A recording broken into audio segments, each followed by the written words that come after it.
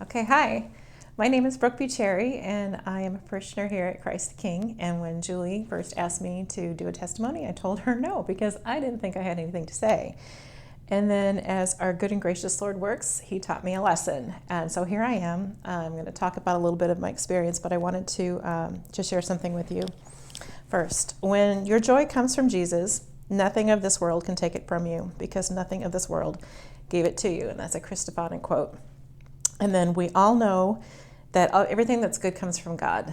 Healing comes from Jesus, saving comes from Jesus, and he will work through us if we will simply get out of his way and allow for him to.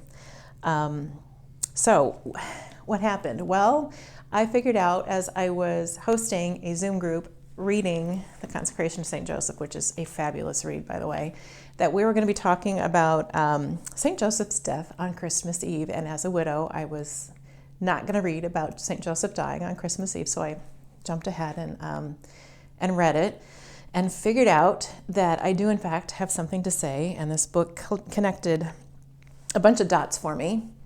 And a really good friend reminded me that God works outside of time. So on page 71, in the third paragraph, we read that any priest will tell you that a spiritual battle takes place over a soul at the last hour of its death.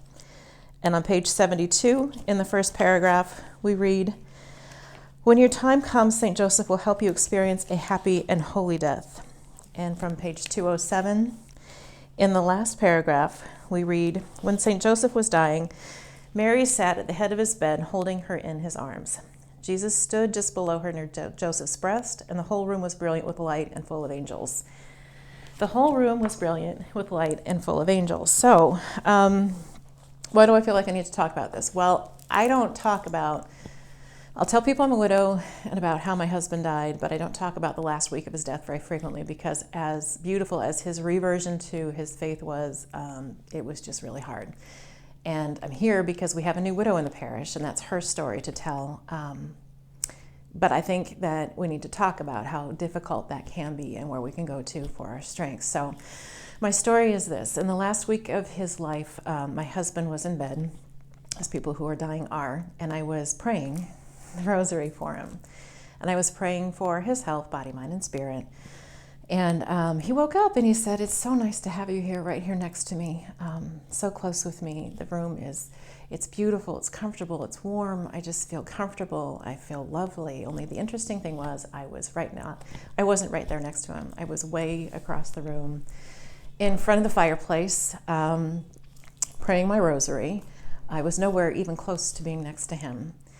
But I knew very surely that we were not alone, because I was comfortable and I was peaceful, and I knew that he was comfortable and that he was peaceful too. So my husband asked for communion for the first time in 40 years, and he took it on the day that he died. He took it about 2.5 hours before he actually died. And when he passed, he was seated in a straight chair because I was doing a lot of physical lifting. I needed to be able to move him. So when he actually passed away, he looked straight up, and then he slumped. And then from there, I had to physically move him to the floor, call 911, and do CPR, and my husband knowing that it wasn't going to work. So what does that mean to me? That means to me that what was connected, the dots that were connected, is I realized who was with me, who was with him in the night in the bedroom when I was praying. And I know who was with me and who was with him when he actually passed away, and who he was looking at when he looked up, and who helped me get him to the floor, and who held me when I cried after he passed away. So I don't mean to make you cry, I'm sorry, but that's my St. Joseph testimony. And I want to say to the new widow, and I hope that she watches this, that your feelings are valid. And it's really hard, and it is really devastating. And that thing that you're feeling, we call it the howl of the soul. And the only thing that's going to fill that up for you is your love of God, the joy that Jesus brings that nobody can take away from you.